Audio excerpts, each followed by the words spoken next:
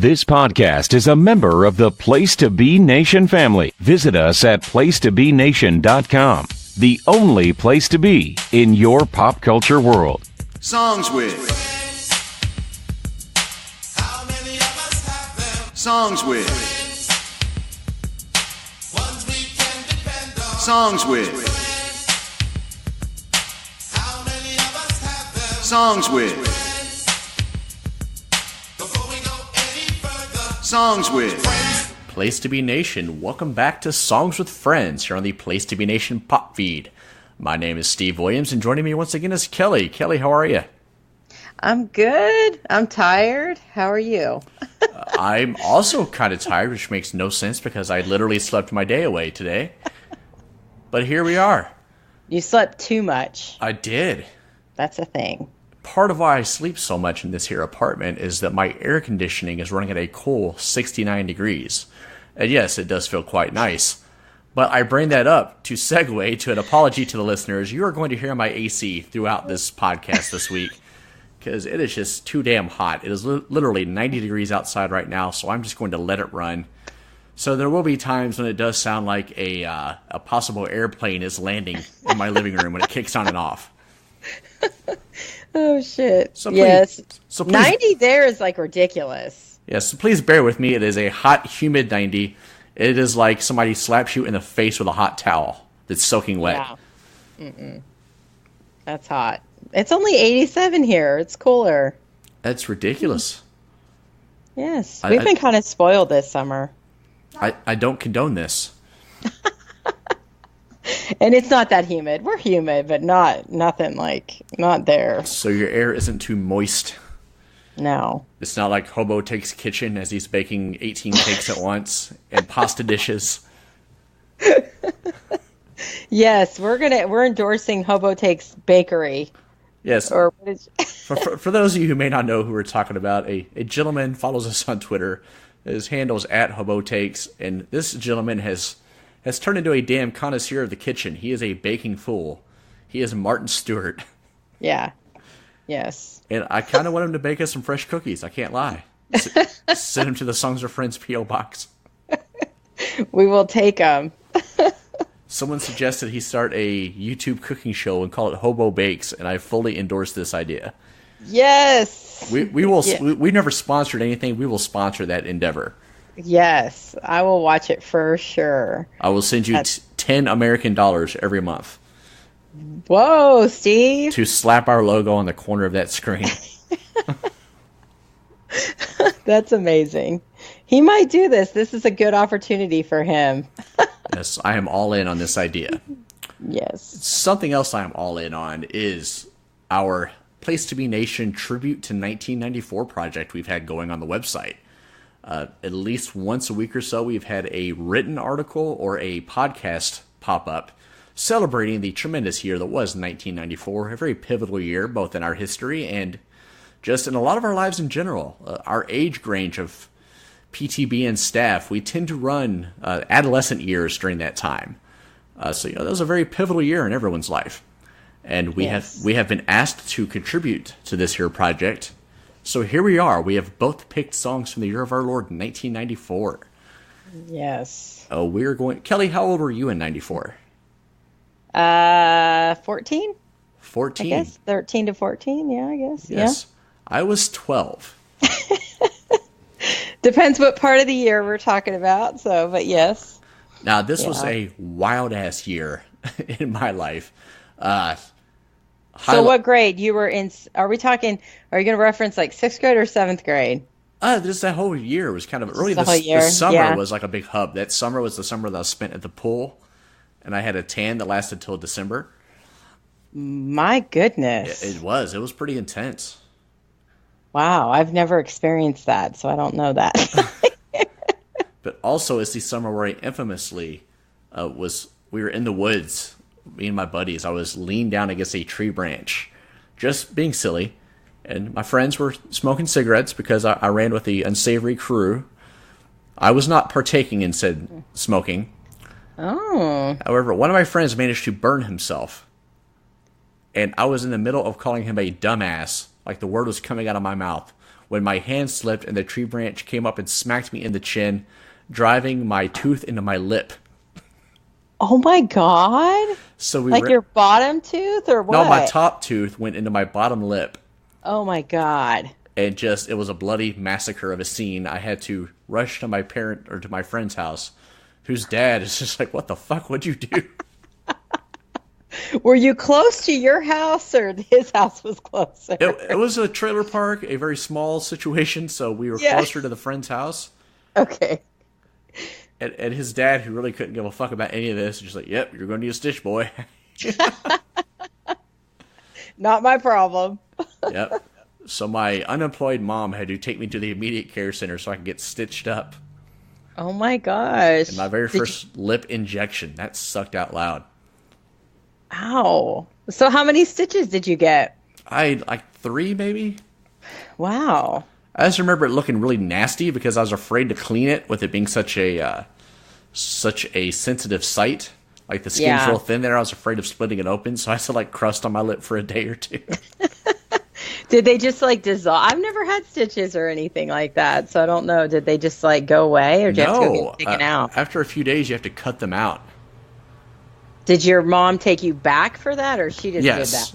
Okay. She asked me if I was comfortable with her doing it, and I knew my mom for 12 years at that point, so that was a hard no. Stop it. Oh, man. But I'm pretty sure if you listen to the soundtrack of that day, that we heard our first song no less than 6 times that day.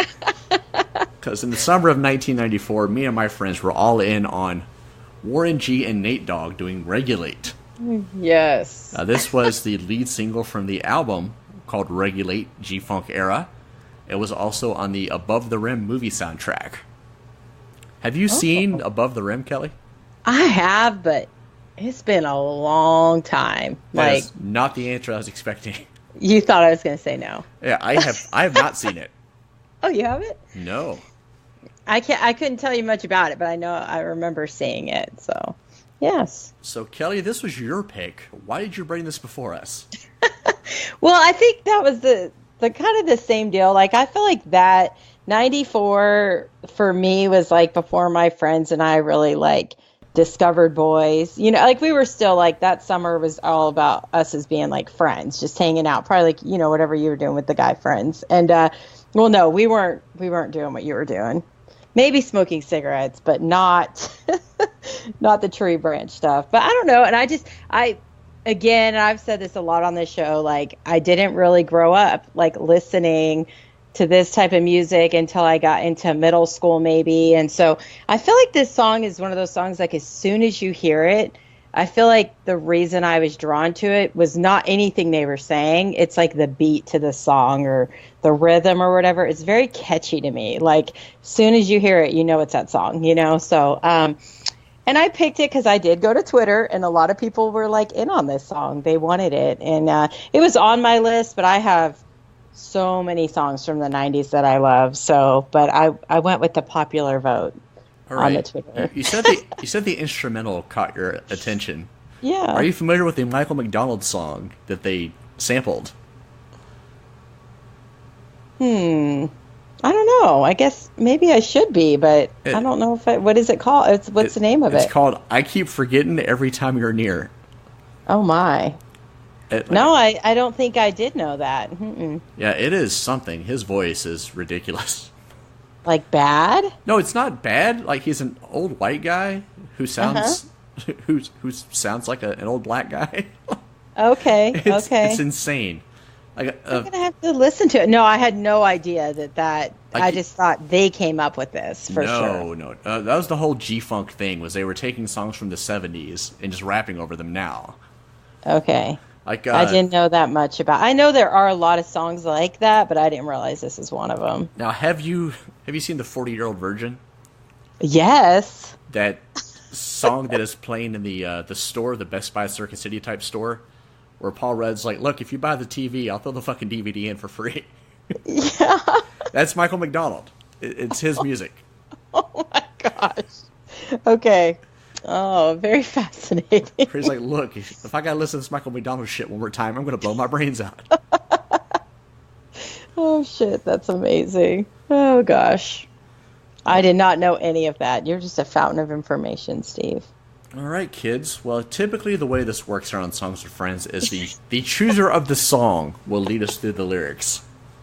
Kelly had some concerns this week, so she has passed the assignment on to me.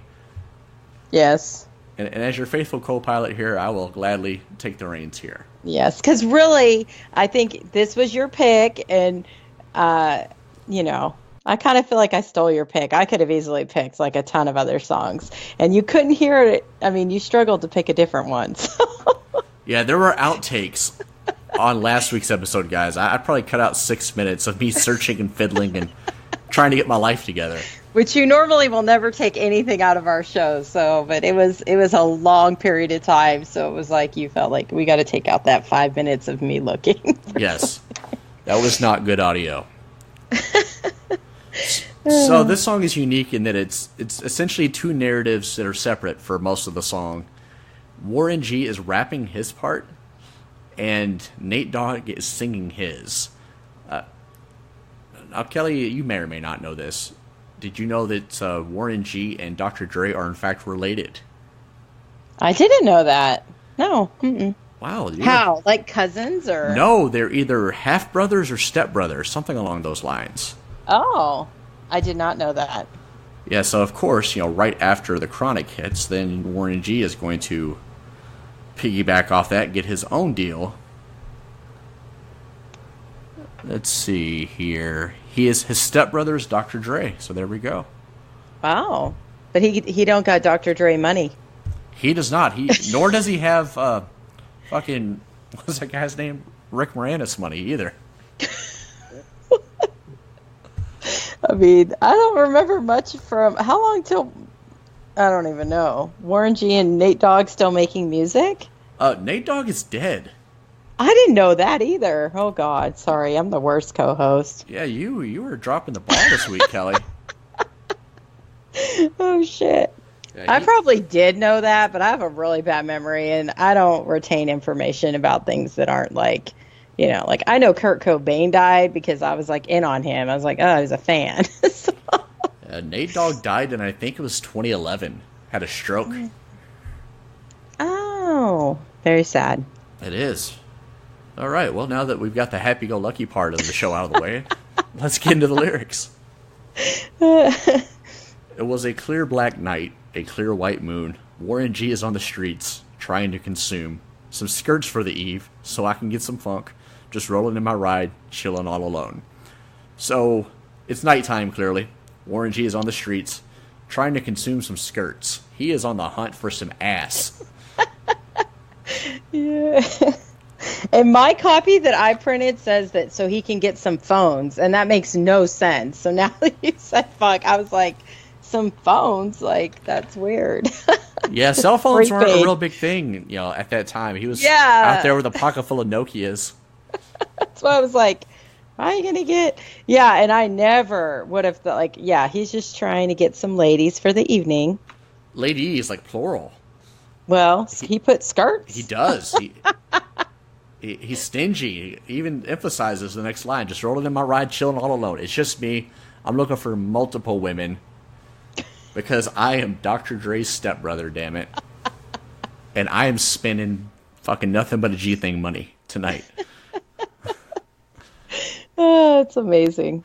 So while he is out trying to find some ass, Nate Dogg is on the other side of town.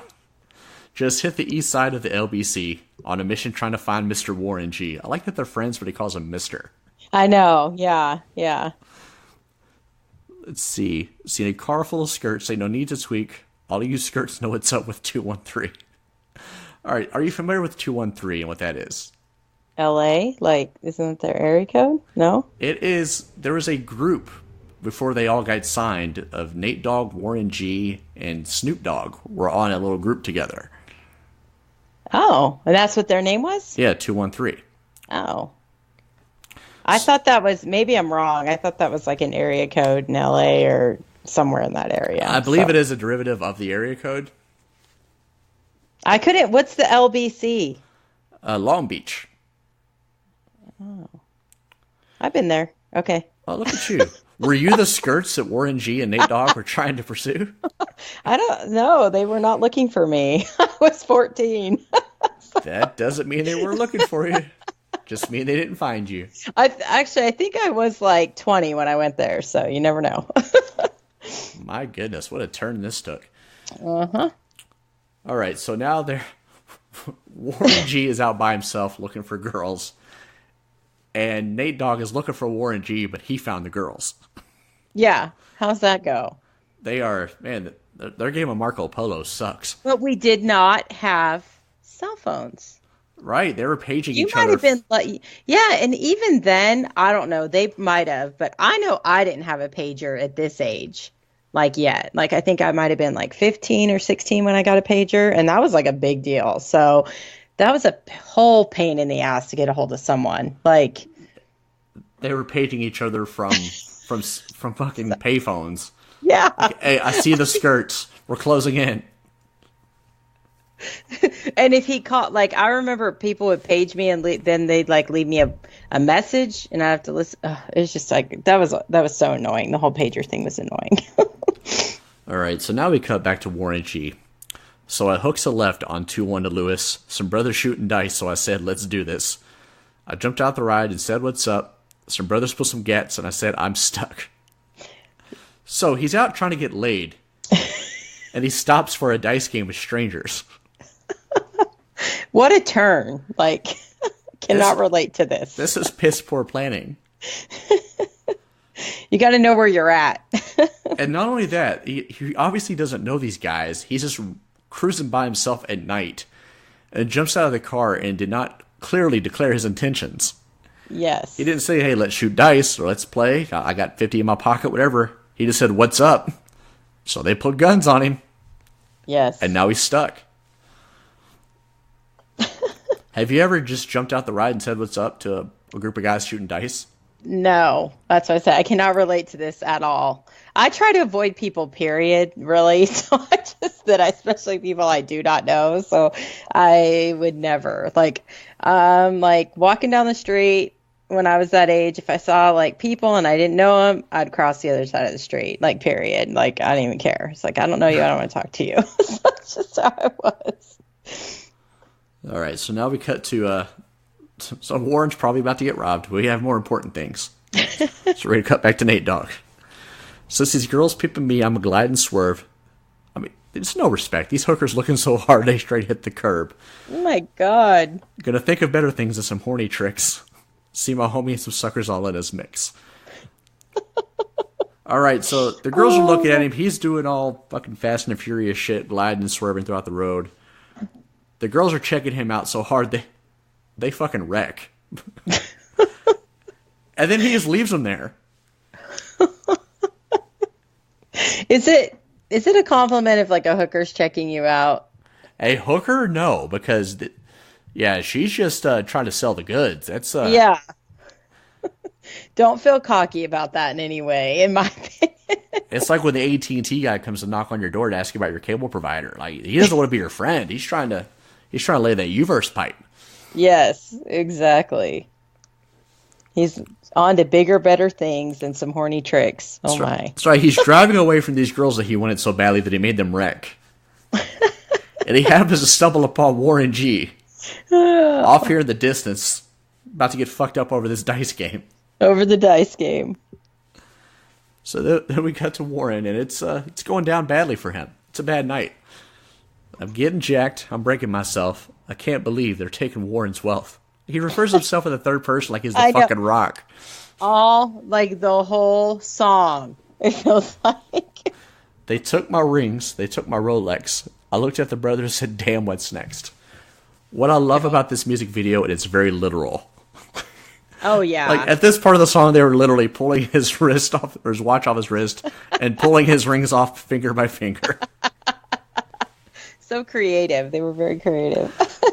You know, at the time, so much of videos were just pretentious, weird, artsy bullshit. It was kind of refreshing. Like, oh, hey, we're driving. Oh, the girls hit a curb. oh, here's Warren G getting robbed now.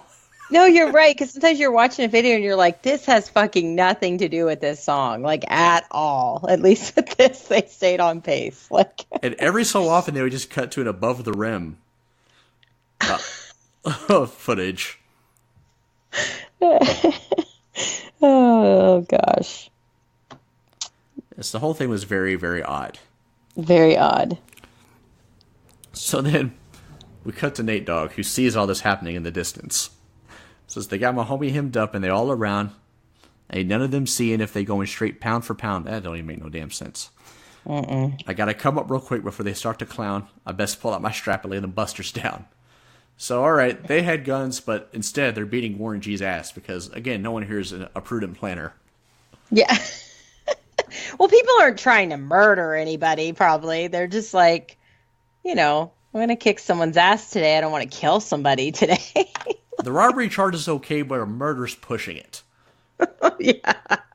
But I think like robbery with a gun is pretty steep. So you're really not that far off the, like armed robbery and murder. They're probably not a huge difference. Yep, that weapon really adds to the charges. Definitely. So Nate Dogg says, hey, I have a gun. Fuck you guys. Leave them alone. But a gunfight doesn't ensue. No. So then we cut back to Warren G, and he's practically pissing his pants here. Oh yeah, I mean, rightfully so. In a time when everybody was the toughest and the biggest and the baddest, and fucking Dr. Dre's little stepbrother is like, nope, not me. I'm not about that life. And there's no shame in that. All right, this is 1994, so NWA has been making money for like 6 years now. So I'm sure Warren G has seen some of that money. Yeah. He was on The Chronic, so I'm sure he was getting some residuals from that. But still, here he is, riding through the streets in the middle of the night, looking for ass and getting robbed at dice games.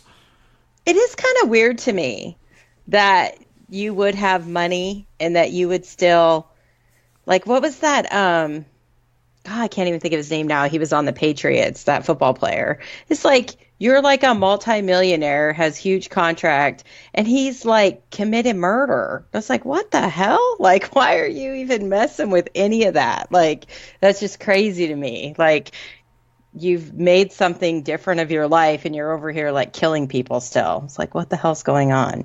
What was that guy's name? Hernandez? Yeah, Aaron Hernandez. Aaron Hernandez, yeah. It's like, what the hell? It's crazy.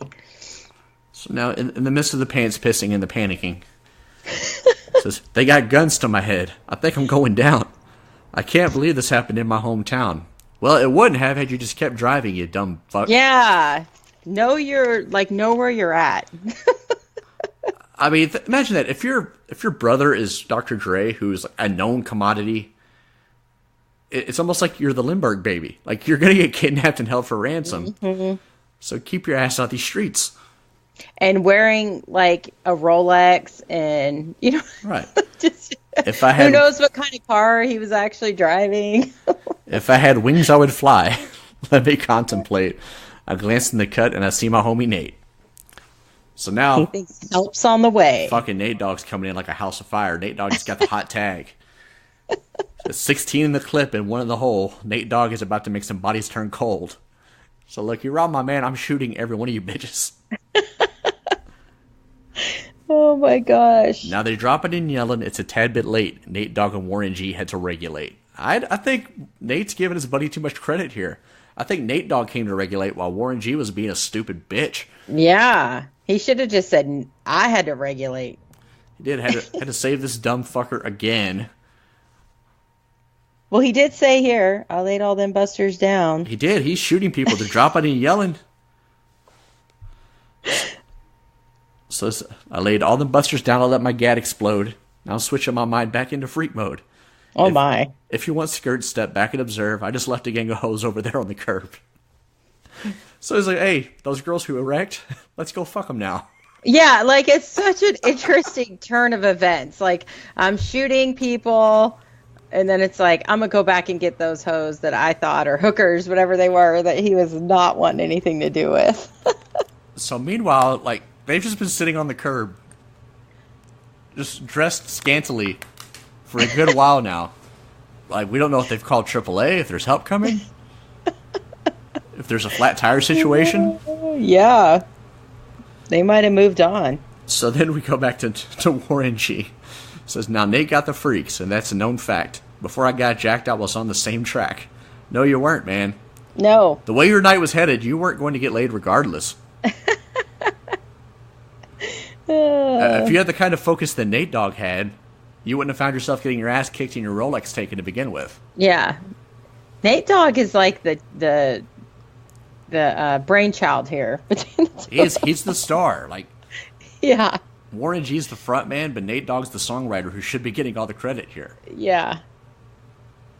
I like his voice anyways better. His singing. Nate Dogg has a tremendous voice. Yes. It really is touching to me, honestly.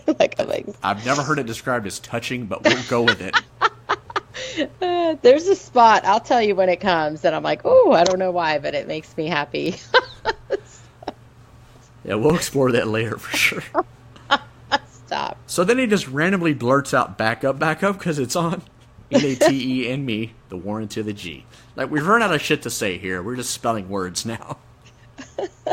Because this song has a lot going on and not repeating. Yes. Like, there's no, like, hook, you know? So now we come back to Nate Dogg. It's just like I thought, they were in the same spot in need of some desperate help. But the Nate Dogg and the G-Child were in need of something else. G-Child. So he's like, you know what? I bet they'll give it up for a ride home. They're stuck on the curb. We have a car. Let's make a deal. Guys, that's slimy and creepy. Don't be that guy. Oh, no. Mm-mm. One of them dames was sexy as hell. I said, ooh, I like your size. What a fucking great compliment. It's a very, yeah. Girl, you're not too big. You're not too small. You're just right. You are my bowl of porridge. It is kind of actually a compliment. It is a compliment. It's just a weird way to say it. Your DM is going to have at least 3 compliments on your size the day that this drops. I'm just waiting. Stop it. It's going to be great. Kelly, how's it going? Long-time fan. That's good to have a notice. You have a really nice size.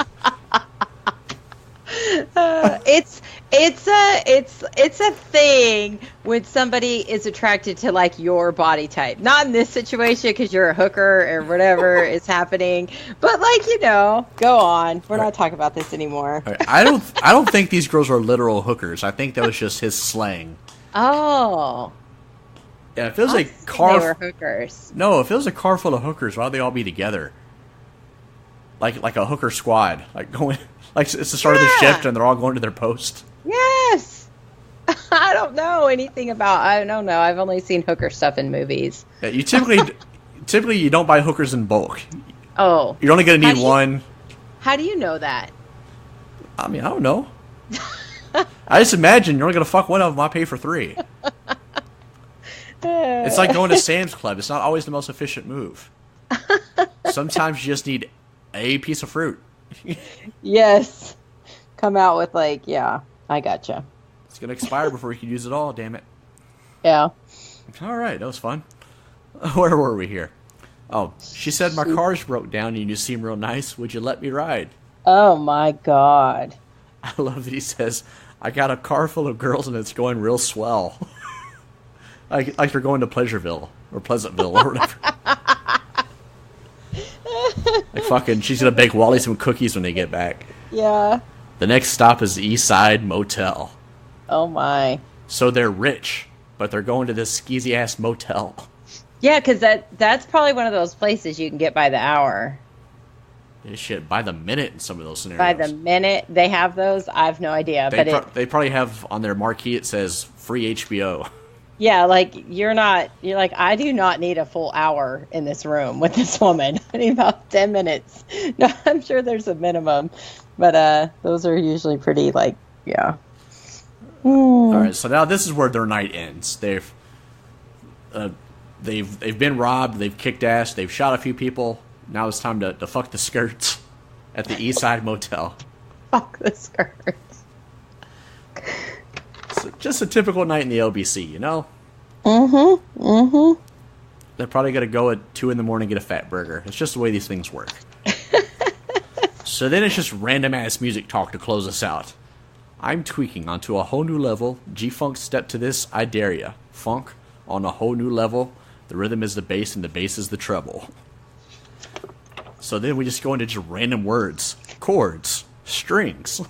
We brings melody. G-Funk, where rhythm is life and life is rhythm. Do you have anything at all to contribute to this mismatch of words here? Nope.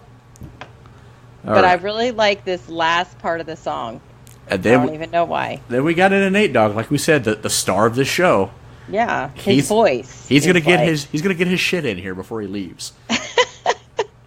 It's like fuck Warren. He's over here talking about God knows what chords and strings, like we're in 7th grade music class at the fucking recorder trough. We're going to say, let's see, and if you know like I know, you don't want to step to this. It's the G-Funk era, funked out with a gangster twist. And if you smoke like I smoke, then you're high like every day. And if your ass is a buster, 213 will regulate. I don't know why that whole if you smoke like I smoke on, it just gets me. I don't even know why. You're all fucking fired up. I'm like, yes, and I don't even do that. I'm like, let's go get high. Like, I don't even know. It's like, this makes me feel like, I don't know. His voice, it's very like, I don't know. There's something about his voice. He's a good singer, in my opinion. It shocks you. He is a good singer. I will give you that. All right. Well, we better get to this ad read before fucking Todd Weber, the manager, regulates on our asses. I know he's always having to keep you in line. He is. I'm a damn wild card. Mm-hmm. So we're going to cut to our good, close, personal, longtime friends, JT and Chad, and then we'll be right back to talk about some more songs with our friends. Promotional consideration paid for by the following. Place to Be Nations, JT Rosero and Chad Campbell here. We want to let you know that we have over 24 podcasts available on iTunes, Stitcher, Google Play, and PlaceToBeNation.com. We now offer them to you on 2 great feeds.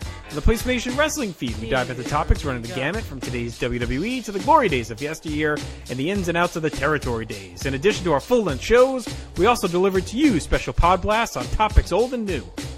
The Place to Be Nation Pop feed is a veritable treasure trove of great content. Offer tremendous shows covering the land of movies, television, life, comics, and sports, brought to you by the most knowledgeable and insightful folks in the podcast world. You can find all of these current shows, plus archives of our previous podcasts over the past 8 years as well, by subscribing to our feeds on iTunes. And while there, be sure to rate and leave feedback as well. All of these shows, plus others, available at PlaceToBeNation.com, where we cover pro wrestling, sports, movies, comics, plus in-depth stretch projects and more. Be sure to support our site by using www.PlaceToBeNation.com/Amazon while doing your online shopping. And be sure to join us at our forum at Bigelow34.proboards.com for all sorts of wrestling, sports, and pop culture discussion each and every day, where you can make your voice heard. We also want to thank our friends at Bonehead's Wing Bar, ProWrestlingOnly.com, and TheHistoryOfWrestling.com. Be sure to follow us on Facebook, Twitter, Instagram, and Tumblr as well. PlaceToBeNation.com, the only place to be in your pop culture world. And welcome back to the second half of Songs with Friends. Now, before we go into the second half of our show, let's talk about some of the other amazing content available on the Place to Be Nation feeds. Over on the Place to Be Nation Pop feed, which is where we are right now, in the newest Marvel age, the Sarcastic Four dive into 1971 with the first of 3 parts covering the year. In the 8th episode of Laugh-In Theater has Andy welcoming hard-traveling fanboy Greg Phillips to watch one of the funniest movies of all time, Austin Powers' International Man of Mystery. Now, I don't know if I'd call it one of the funniest movies of all time. That's quite the take. It is. That's a bold proclamation from Andy. Yeah, that is. I prefer Austin Powers 2, because I think the Mini-Me character provides some a better dynamic, but that's just my personal taste. Yeah. And then the hard-traveling fanboys continue X-Men month with a review of the infamous X-Men The Last Stand. Is it better than Dark Phoenix? Is it really as bad as you remember? Maybe you'll just have to listen to find out. Now, I have no opinion on this because I've never seen an X-Men movie. That's really shocking, Steve. Well, for a man of your age. The first one came out when I was 18, and I was going to go see it with a girl that I was going to the movies with frequently that summer. But that whole thing fell apart before the X-Men, so that didn't happen. Oh, another breakup story? This wasn't really a breakup story. This was a never quite got off the ground story.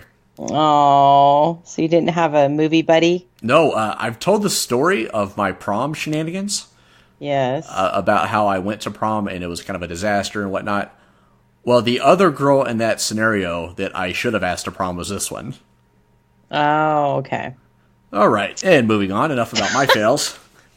I had more questions. No, just kidding. Go ahead. DC For You, the newest weekly comics show on the Pop feed, brings its first monthly look at the current state of DC Comics, including Vertigo's retirement, the return of the Legion of Superheroes, and the JSA, as well as what Todd and Russell are currently reading. There's a lot of damn comics content this month, guys. Jennifer Smith is back with a new episode of Freak Out Drive-In as she welcomes returning guest Scott Criscolo to watch that hit 2016 clown horror movie. No, not it. It's Terrifier. Not the fake It. Oh. On a new episode of NBA Team, Adam Murray and Andrew Reich are here to reflect on what has been quite the last week on NBA land. And a brand new PT and Pop special. Wait a minute. We're still doing NBA shows, guys?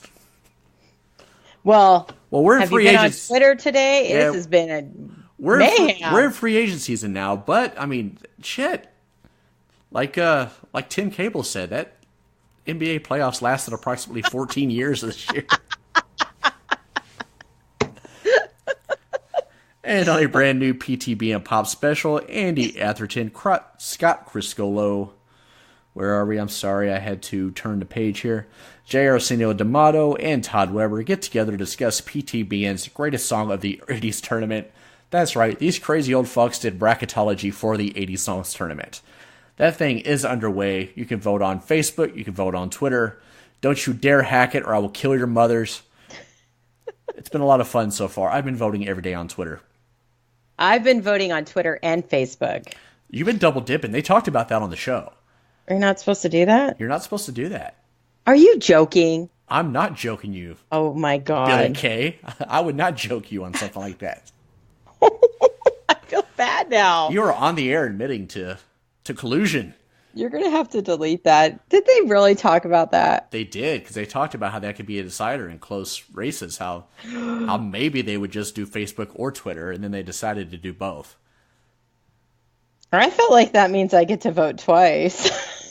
I feel like you're a no-good cheat. That's what I think. I'm fine with that, because I'm going to keep doing it. Just kidding. Speaking of the 80s tournament, we kicked off June 23rd.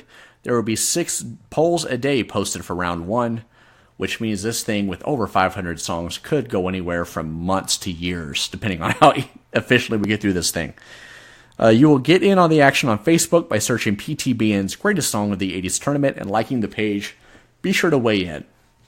And over on the Place to Be Nation wrestling feed, on the Place to Be podcast, Justin, Scott, and Steve Bennett. Glad to see Steve Bennett back in the booth. They're back inside the home office for a dive into the September 30th, 1989 MSG House Show. And after a 6-month hiatus, Steve Bennett and Peter Winston reunite to discuss their 10 favorite single-season sports teams of all time on the Adams Division podcast. Now, Kelly, even though that is a show on the wrestling feed, I think you would actually really enjoy that. Because they get into hockey, they get into some pop culture stuff. Oh, okay. Yeah, they can do a little bit of everything on that show. And then, I'll have to check it out. In the 9th episode of Roar 1, Seat 1, Ben welcomes Action Wrestling Champion AC Mack to the podcast. Over at PlaceToBeNation.com, PTBN's tribute to 1994 is off and running, as seen right here. With pieces on the Best Picture nominees for the 66th Academy Awards, the 1994 World Cup, and the miniseries The Stand. Also, Excellent Network Adventure Team is back with a look at ECW One Night Stand 2006. Check out our social media pages and message board over at bigelow34.proboards.com for information on joining our GWWE pay-per-view and TV match ever project. Get in on the conversation today and start researching your list. Now, I'm not on Facebook. However, if you want in on the Facebook Messenger live watch group where they've been kind of going through these things chronologically, hit up our good friends Tim Capel or Jenny Smith. They'll be more than happy to add you to the group. I don't have the option to do so myself. And speaking of Roll One, Seat One, and Benzani and AC Mack of Action Wrestling, AC Mack will be in the 2019 Scenic City Invitational Tournament in sunny Chattanooga, Tennessee, the first weekend in August. And we will be there as well. We won't be in the tournament, sadly. I like to see Kelly lace them up and see how far she can make it. Oh my God. That would be the worst. You don't want to see that. However, we will be staying at the hotel with the crew. We will have the podcasting equipment on tap. So if you want in on Songs of Friends and you're going to be in Chattanooga that weekend, by all means, reach out to us. My Twitter is @SongsWithSteve. Kelly's is @KelGene17. You can follow us proper at PTBN_songs. Slide in the DMs to get a hold of us. Let us know what song you want to pick. I'll say maybe a week out from the show so that we can be prepared. And we'll try to schedule a time to get you in. Plan on recording some good content that weekend with or without you. So get on the bus, damn it. We still want Jenny and Tim to come. That's right. We have sent an invitation to Jenny and Tim. We think Jenny's more of a lock than Tim, but neither is guaranteed. We will, if Tim Cable comes, we will shake the baby for him. Yes. All right. And speaking of babies and shaking, I'm sure many a baby was made to this next song. What a segue. That baby shaking thing was life-changing information. Originally released in May 1994 as the lead single for the movie Reality Bites. This is Stay, I Missed You from Lisa Loeb and 9 Stories. I picked this song as my second pick because Kelly very expertly stole Regulate from right under my nose. Were you too shocked? Because remember, I played it at the beginning. I was not shocked. I'd kind of pushed that out of my head by the time we got to the end and just kind of forgot about it. Yeah, okay. But I've always liked this song from the first time I heard it on pop-up video way back in like 96. The life that raised Steve. Yes. VH1, like my mom had to give VH1 a child support check every month. Oh, shit. And I watched the video today. I watched the pop-up video version of the video today. I can't wait to hear about this. I did not watch that. I watched Newfound Glory covering the song. I watched no less than 3 separate Lisa Loeb live performances of the song. It is my karaoke go-to. I can't sing worth a damn. However, I'm all about the theatrics. And this is a song that people don't expect you to do the things that I do while the song is playing.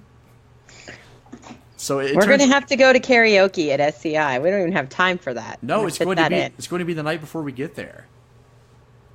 Oh. Is it really? Well, yeah. They better record it. Well, if we have an SCI prom situation again, which Papa Hales did say today as we recorded, there would be some kind of party situation Friday night, I will see if they will let me have the mic for just 3 minutes or so. I'm a little bit of a commodity in the SCI world now, so I may be able to pull this off.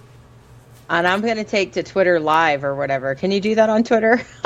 Yes, Stoney did it when he drew the Rumble numbers, so yes, absolutely. Okay. Stoney Keeley of our friends over at the Sobros Network. Look forward to seeing them SCI weekend as well. So anyway, this song was on the Reality Bites soundtrack released in 1994.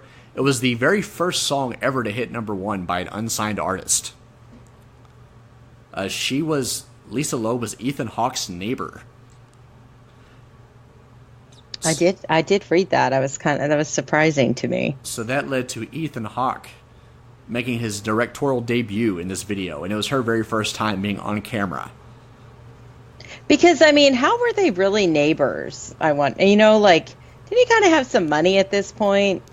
And she's like an unsigned artist. I found that kind of interesting. They were neighbors. I'm not really well versed in Ethan Hawke. In Ethan Hawke's filmography. I don't know. It just kind of seemed like by that point he had some money, but maybe not.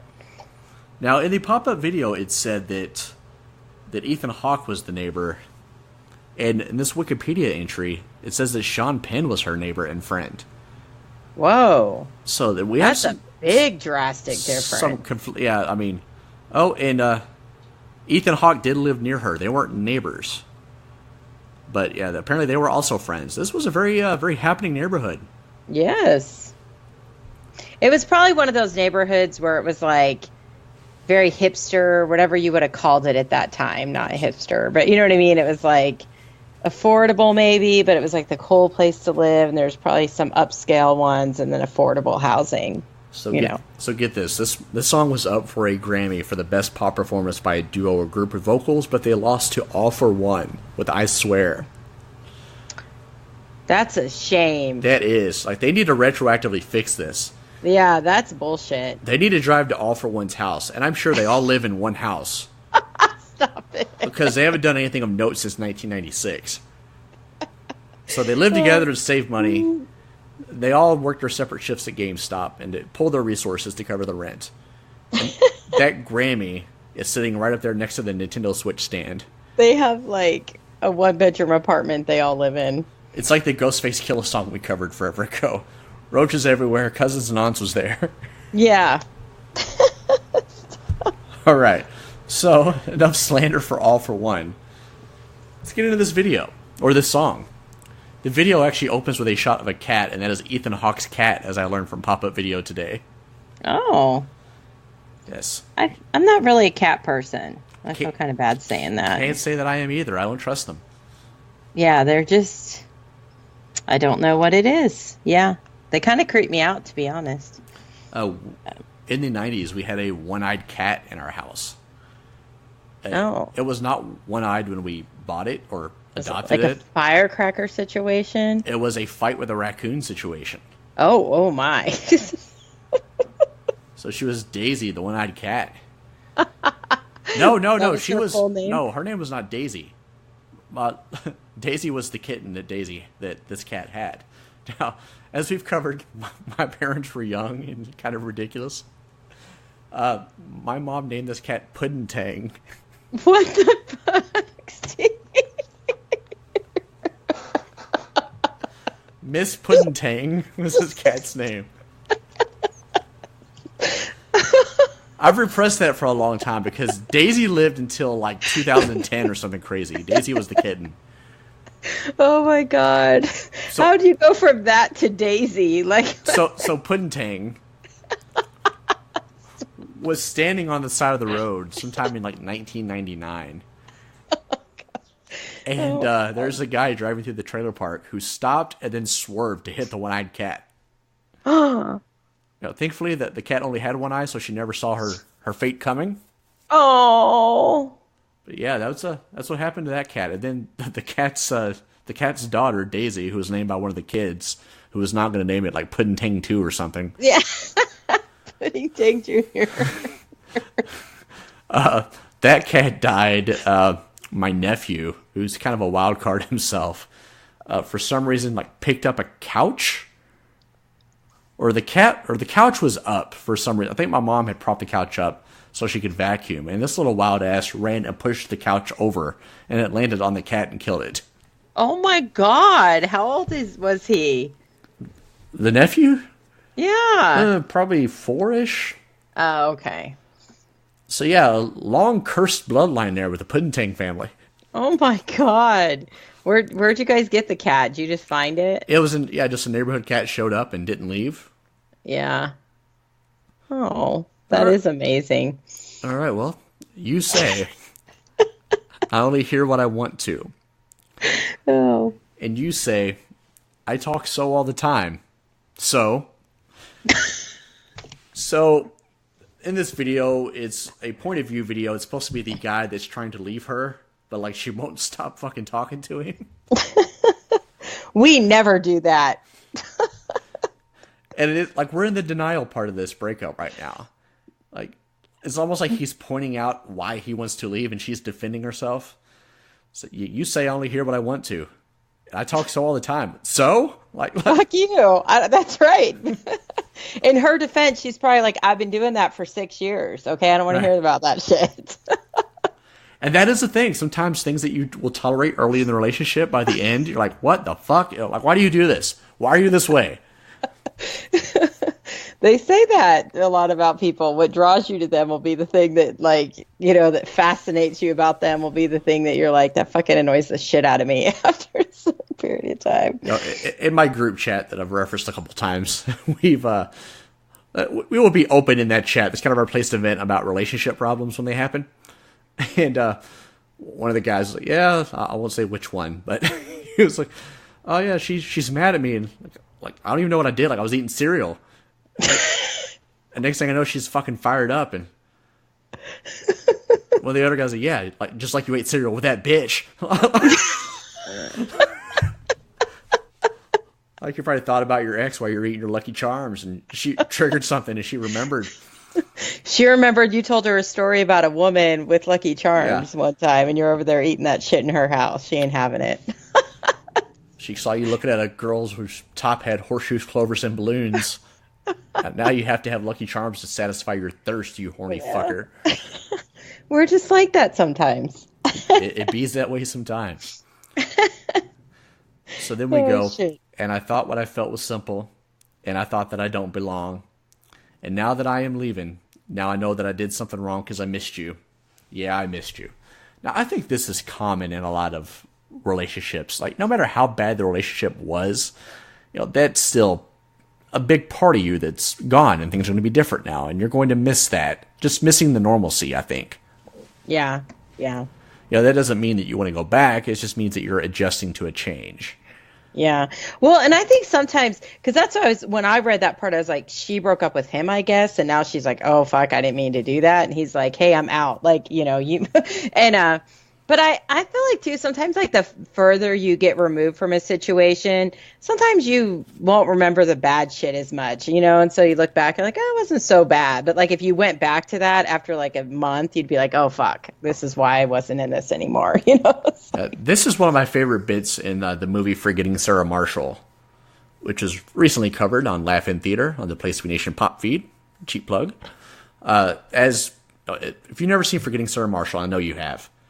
The listeners, it's a movie about a breakup, and the guy goes to Hawaii to clear his mind because he's devastated, and she's there with her new guy, and just shenanigans ensue. But throughout the course of this movie, they go through flashbacks, and even though he was the one devastated, like, as time progresses, he starts to remember times when he felt neglected in the relationship. Meanwhile, in her flashbacks, she's remembering times when he was good to her. And just that arc, that's just how life works sometimes. Time tends to warp your perception. Yeah. And for some, it's good and bad. Like, I'm the kind of person, I'm like, ooh, I'll remember something bad someone did to me, and I'll be like, I'll hold on to that shit till I die to make sure that I don't resort back to that. But I think a lot of people's time can be forgiving. And, so I think that happens with a lot of people. And then, a lot of my girlfriends do that, and then they're back with somebody, and they're like, oh, it's the same shit. And I'm like, yeah, you thought it was going to be different, but it wasn't. And you say, I only hear what I want to. I don't listen hard. I don't pay attention to the distance that you're running to anyone, anywhere.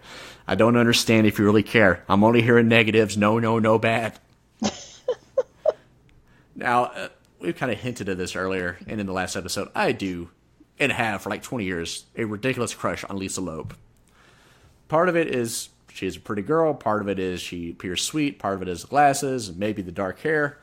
But at the heart, I think it's because she sounds like an absolute fucking crazy person in this song. And I find that relatable, damn it. See, all men want their women to be a little bit crazy. It is. I mean, no good story starts with, yeah, we were relaxing at home and reading books and be quiet. Like, no, she was trying to burn my fucking house down. That is a passionate woman. I'm like, count me out. Oh, that's hilarious. But this is a real thing. Like, you say I only hear what I want to. I don't listen hard. I don't pay attention. Like, this is insinuating that it hasn't been good for a while. And he's been trying to communicate, but she doesn't hear that. Like, he's been distancing himself. She hasn't seen it. And now that he's bringing this light and they're actually going to be apart, she doesn't know if he ever really cared. That all she hears is bad. Like, oftentimes when you're in an argument with your significant other, that's all you hear is bad. Like, you're not in a reasonable frame of mind. Yeah. And I think that's where she is at this point. Yeah. Well, and it is a thing, like, I feel like a lot of people, like, I've brought this up on the show before, but I spent a long period of my life with one person, and I don't really want him walking around being like, Kelly's a fucking bitch. You know what I mean? And maybe he does, but you want to think that somebody was like, hey, most of that was good, maybe, and you're kind of hoping. But when it gets to the end, all people will do is like shine your bad shit on your, like they'll just be bringing up everything that they think is bad about you, and that's just. It's hurtful, you know what I mean? And you just want to think, man, well, you used to like me, but that changes. So what are you going to do? So she's only hearing negative, so to drown that out, she turns the radio on. She turned the radio up, and this woman was singing my song, Lovers in Love and the Others Run Away. Like, damn. Lover is crying because the other won't stay. Some of us hover when we weep for the other who is dying since the day they were born. So now she's like, all right, I was the one sacrificing. I've been waiting for you, and you just continue to drown in your own sorrows over there, in your own mediocrity. Like, you've been dying since the day you were born. Look, I'm fucking making movies with Ethan Hawke. Yeah, what the fuck you. What the fuck are you doing? What are you doing with your life? I'm hanging out with Sean Penn and Ethan Hawke on fucking VH1 pop-up video, counting my money, you sorry bitch. Oh, shit.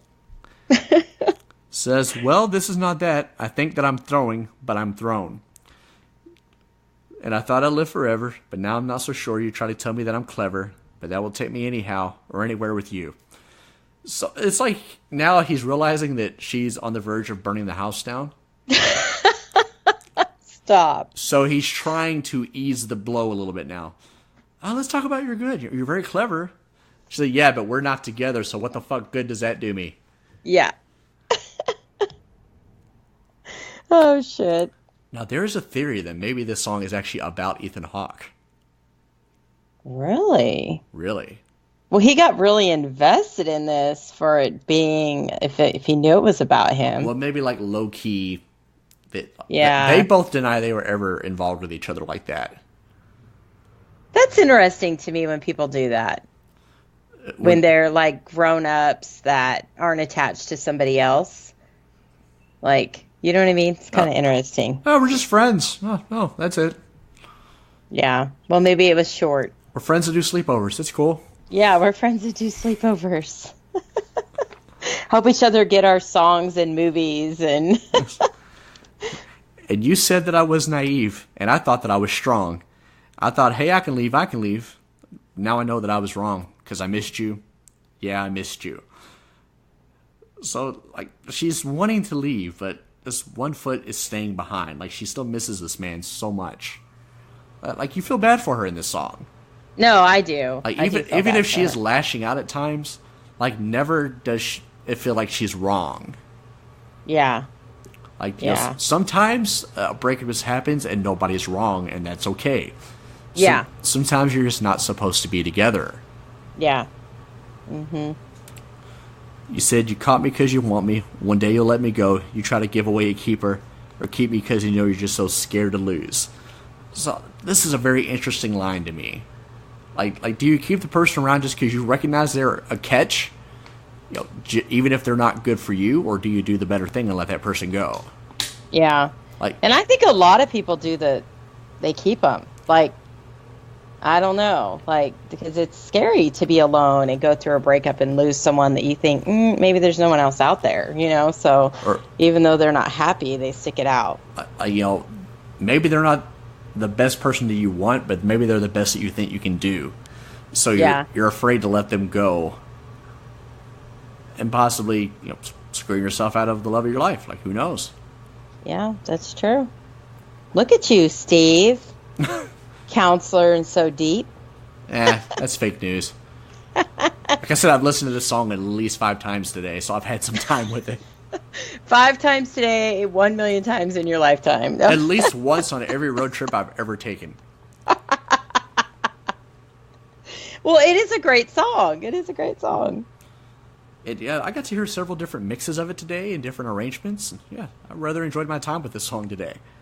I like some of the acoustic versions of it that I've heard, but that's just me because I like acoustic songs. But so then we go back to keep me because you're just so scared to lose, and then she's like resigning herself to what's happening, and you say, "Stay." You say, "I only hear what I want to," and then we just fade to black. Don't we all just only hear what we want? No, I'm just kidding. That's a real thing. Yeah. Your interpretation is, it's different for everybody. Everyone is the hero in their own story. Yes, there's always her side, his side in the middle, the truth. And 9 times out of 10, the person that's telling the story is framing it to make them sound like the good person. Yeah. But we're not always right. Yeah, that's true. I think that's normal. All right, well, that concludes our songs for this week.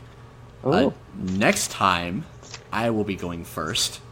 And to make up for the fact that I've dropped an unusual amount of country music on us lately, I'm going to hard course correct here. And we're going with Slippin' by DMX. Oh, my. Yeah, I was about to buy you some cowboy boots and stuff up there. Some Wranglers. Some Wranglers. Built to fit around you. Wranglers are, that's coming back. If it's good enough for Brett Favre, it's good enough for me. Hey, isn't the Old Town Road Kid doing Wranglers? Yes, he Little is. Nas X so they're popular here, obviously, but that's not really saying much because that's always going to be. So I don't know that I know this song. I have to listen to it. So my pick, we're going to do a Gin Blossom song. Hey Jealousy. Hey Jealousy. That leads us to another SCI plug. It's a great song, but it is also the title of I believe it's the Crux Wrestling show that's going to be taking place in Tullahoma, Tennessee on the Thursday night of SCI weekend, August 1st. Oh. So if you're going to be in town early, please check out Hey Jealousy. And give me. Is that where the karaoke's going down? It's not going down at that independent wrestling show. It's a very small venue. Give me just a second to look up the information here and have it ready for you guys. I know Jesse was tweeting about this earlier today. I may or may not edit out this stall tactic I'm doing here. Yeah, now Jesse. I love that song, man. We're going to make you sing Stay on the radio. All right, you can follow at Crux Wrestling, CRUX Wrestling. Tickets for Hey Jealousy are on sale. Loaded list of talent. It is Thursday night at the TWE Chattanooga Arena in Red Bank, Tennessee. Excuse me, I said Tullahoma. It's Red Bank, Tennessee. That is 4825 Dayton Boulevard. Doors at 7, bell time 8 o'clock, admission $15. Tickets will be available at the door. Will be some damn fine professional wrestling action that weekend for those of you early travelers coming into town for SCI. As always, follow us at PTB_songs. Like I said, if you want to be on the show, hit us up, let us know. Maybe we can work that out. Maybe we won't. Maybe I'm just being a dickhead here and I'll forget my equipment again. Oh my gosh. Or Steve will be too drunk or something. No, I'm just kidding. You'll have to carry the load then, Kelly. You have to steer the ship. That's scary. All right, guys. For Kelly, this is Incredibly Sober Steve, and we will try to do better next time.